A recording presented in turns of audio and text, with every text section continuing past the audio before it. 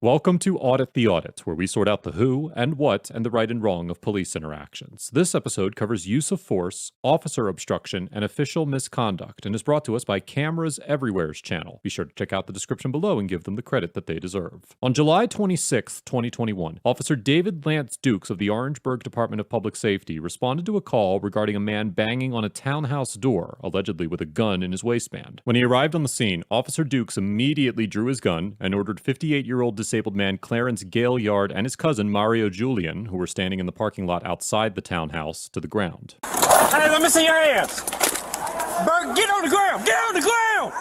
Get on the ground right here. Get on the ground. You, Burgundy shirt, get on the ground. Over here. On the ground. On the ground. Get on the ground. Do you not listen? Get on the ground. Mr. Gaillard attempts to comply with Officer Dukes' orders by getting onto his hands and knees, but Officer Dukes forcefully uses his foot to attempt to force Mr. Gaillard all the way to the ground, causing his head to violently hit the pavement. In the 1989 case of Graham versus Connor, the Supreme Court explained that the Fourth Amendment requires a police officer's use of force to be quote-unquote reasonable under the circumstances, and identified 3 factors that courts should consider when determining whether an instance of force was reasonable. These factors include, quote, the severity of the crime at issue, whether the suspect poses an immediate threat to the safety of the officers or others, and whether he is actively resisting arrest or attempting to evade arrest by flight. More recently, in the 2016 case of Armstrong versus Village of Pinehurst, the Fourth Circuit, which includes South Carolina, held that, quote, non-compliance with lawful orders justifies some use of force, but the level of justified force varies based on the risks posed by the resistance. Even purely passive resistance can support the use of some force, but the level of force an individual's resistance will support is dependent on the factual circumstances underlying that resistance. In this situation, the severity of the crime at issue was limited at best, although Officer Dukes claimed to believe that Mr. Gaillard had a gun at the beginning of the interaction. However, at the time Officer Dukes used force against Mr. Gaillard, it was clear that he did not pose an immediate threat, as he had raised both of his empty hands above his head before getting on his hands and knees. Finally, Mr. Gaillard was not resisting arrest in any way. In fact, he was attempting to comply with Officer Dukes' commands when the force was employed. Under these circumstances, it is highly likely that a court would conclude that Officer Dukes' use of force against Mr. Gaillard was neither justified nor reasonable. Is there a gun back there? Ain't no gun. By that truck. Ain't no gun. You're not listening, dude.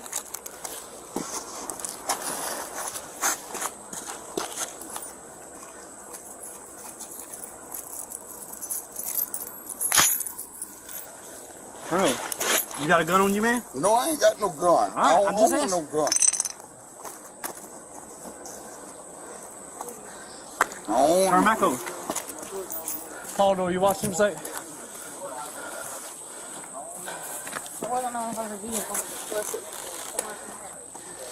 He had something. I ain't own no gun. The door's unlocked, it's not always so. No, he was right here. Watch him. Go watch him. There it is. I don't own no gun. All right, that's what he had.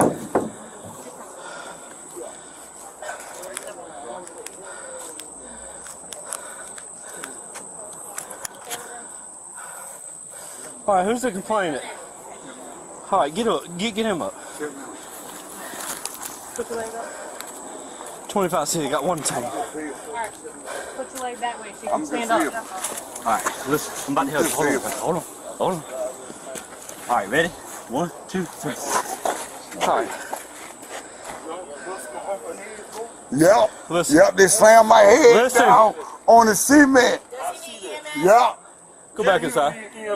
Go back in the house. Go back in the Yep. house. Ain't nobody talking to you. I got head drummer. Go back in the house. Yep. Y'all bust my head down. Yeah, I've been in an accident.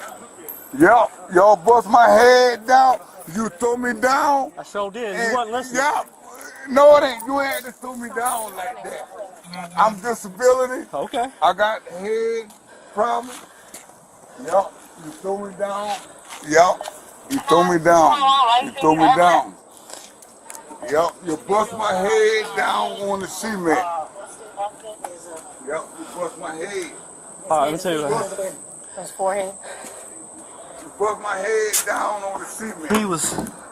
He was in front of the car when I came up, and he was walking like this. And I thought it was a gun at first. I said, drop the gun, drop the gun, drop the gun, drop the gun. I had him at gunpoint. And he's over here doing something like this. You slammed my head. You slammed my What head he was doing is down putting in this up behind the cement. tire. So he comes over right here. He got his hands in his pockets. I'm telling him, let me see your hands, let me see your hands, let me see your Why you hands. bust my head then? He wasn't listening.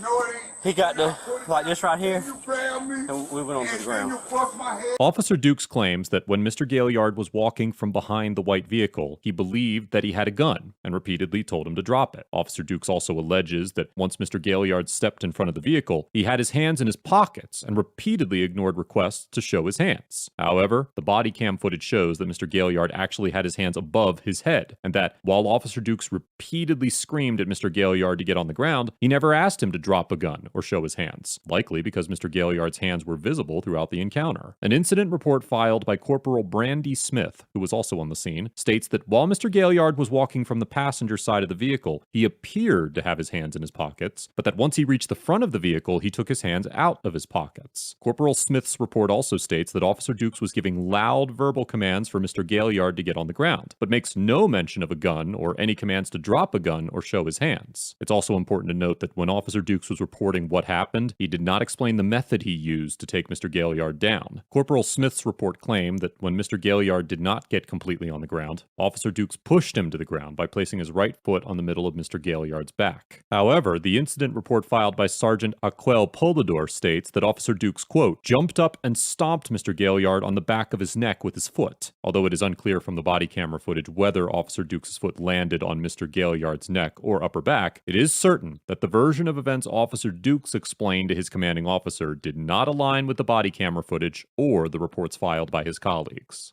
Down on the cement. You bust my Yeah, forehead. your head did hit the cement. Right, cause you bust me down on the cement. Where's the complainant? You bust my head down on the cement. Right here? You bust my head. You bust my head. Where's the complainant? Bust my head down. I'm trying to get the name of the complainant. You So bust my head. What are we doing? Guess Sam was going to check him out. Ain't nobody There ain't here. nothing nobody here want to press charges on. Who called? I'm not sure. Take him out of cuffs right now. I mean, because that's what we You didn't got. have to use it force. Yeah. No doubt. Yeah. Slam my head down. Dude, I didn't know what his You intention use was. the force. You need to look at the camera. Yup. The officer did wrong. Slam my head down. Bust my forehead. Damn right. I'm gonna pay me for that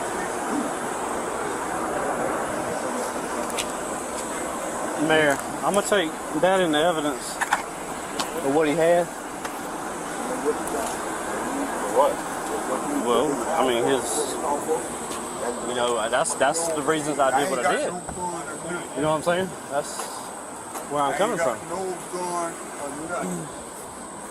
Because when he was behind the truck, I couldn't see what he was doing. And I didn't know where There ain't nothing there. that went. If it was still in his pockets when he come around that car with his hands in his pockets. These dogs officer. Got it No. on camera. Okay. Yup, a All dog right, that's stick. fine.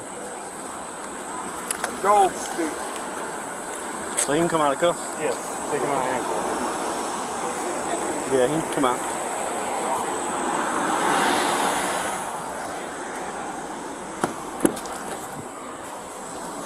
Oh, Lord.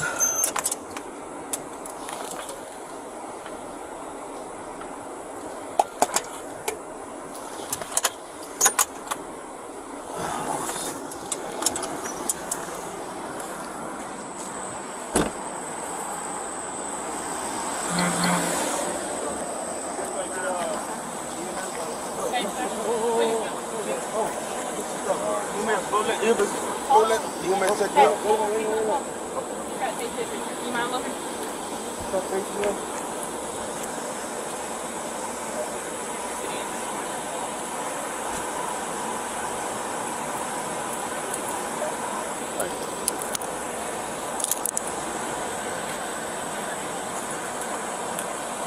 Hi.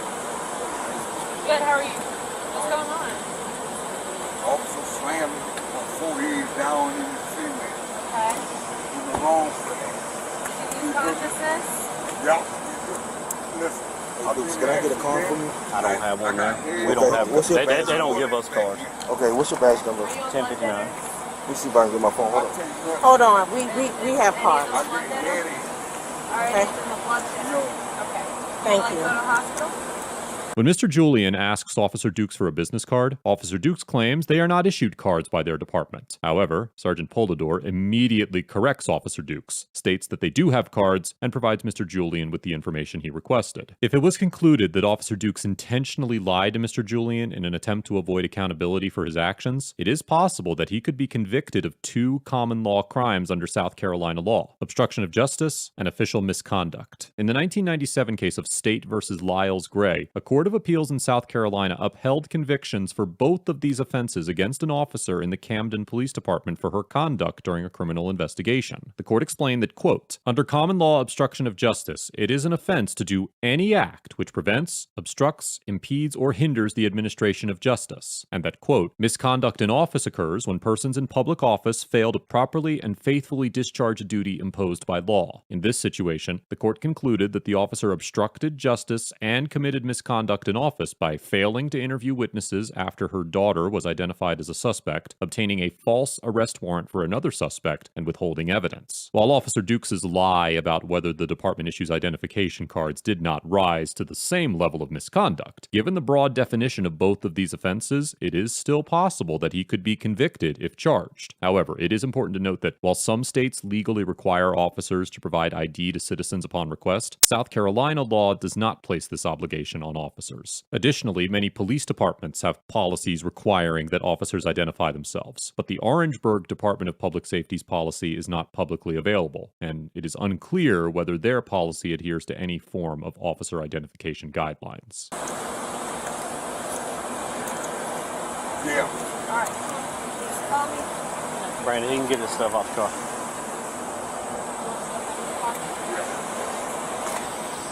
Dukes, will you say badge number? 1059.